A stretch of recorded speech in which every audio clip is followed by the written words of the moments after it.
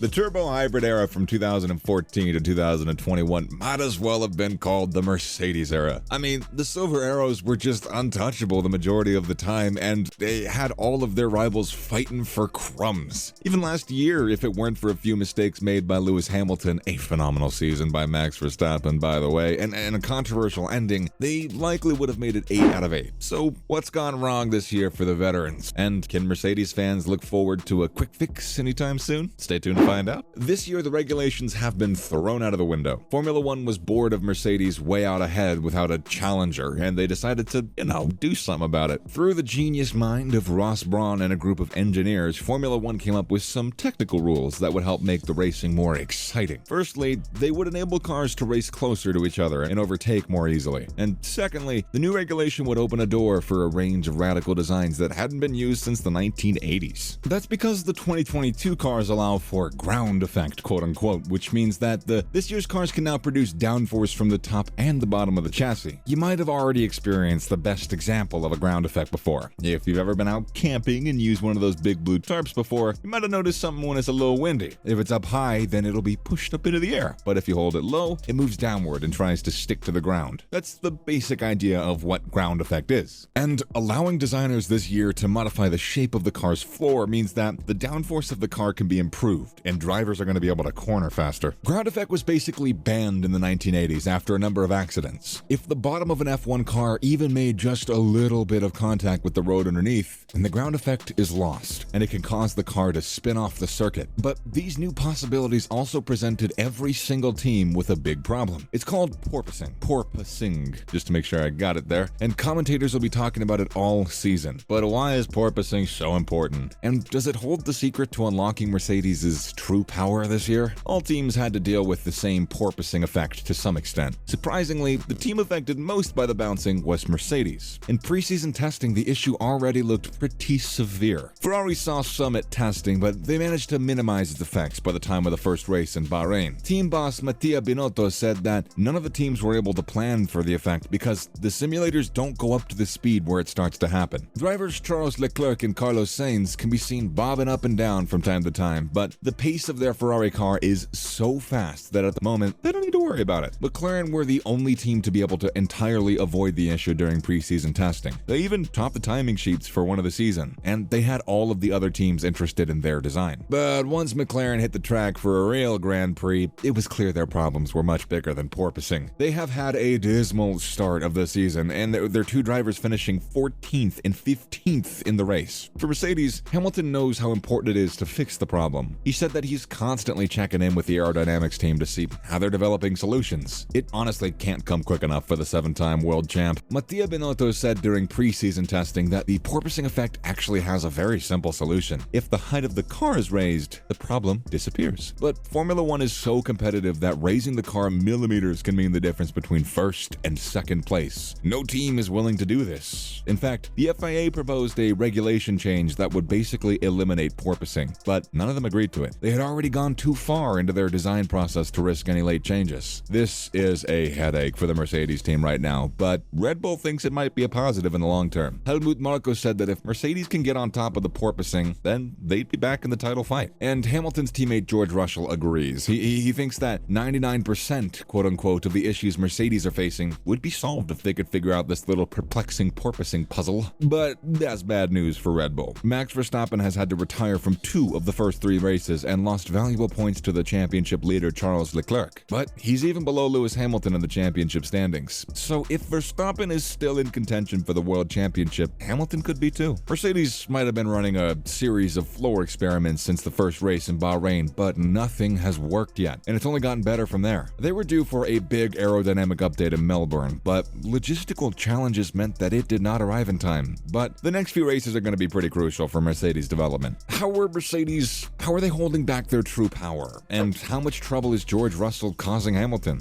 Don't go anywhere because all that's coming right up after this commercial break. Mercedes has had the long-time creme de la creme of engines since 2014. They blew their opponents out of the water. At the time the F1 W05 was released, Hamilton said that 2014 was the most unknowns he's faced in his career with the regulation changes. But once he got in the car, he said it felt fantastic. The first race of the year in Australia showed just how good the Mercedes team team was. Although Lewis Hamilton retired with an engine problem, Nico Rosberg won the race by 27 seconds. Hamilton had to wait until Malaysia for his first win of the season, but after the race, he said that the car was, quote-unquote, the best he'd ever driven. At the heart of their success was the monstrous engine developed by Mercedes-AMG high-performance powertrains. In fact, the engine was so dominant that former Mercedes executive driver Paddy Lowe has admitted that they actually held back in the first few years. They were scared that the FIA might intervene and change up the rules if they were seen to be too dominant. But when the regulations finally changed this year, it was the end of the party. They'd been consistently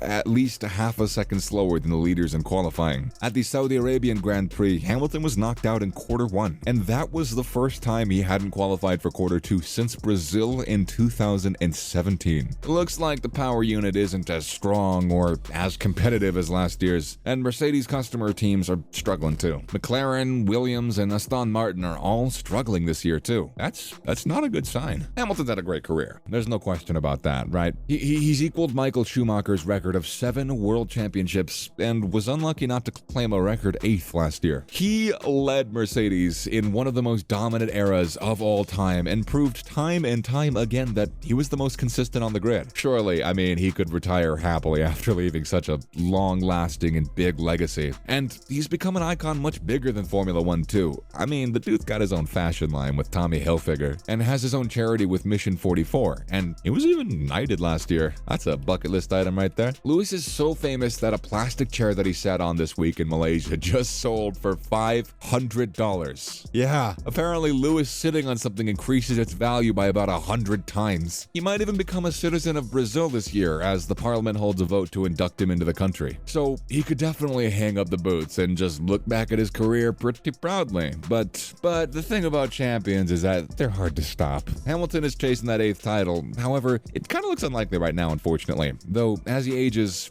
he's running against the clock. There's only a certain amount of time he's really going to be eligible physically for this. And with a competitive teammate George Russell, the lights might be turning out a bit sooner than he thought. Russell is impressively second in the championship and trailing Charles Leclerc by 34 points. If he performs up to his potential for the rest of the season, it's hard to imagine Hamilton winning anything. But Mercedes has surprised us before, and hey, they might surprise us again. So, how quickly do you think Mercedes is going to get back on track, or can get back on track? Or do you think they're too far behind already? Let us know in the comment section below. Thanks for watching, and I'll catch you next time. Got my fishing net ready. I'm gonna snag you. Ready.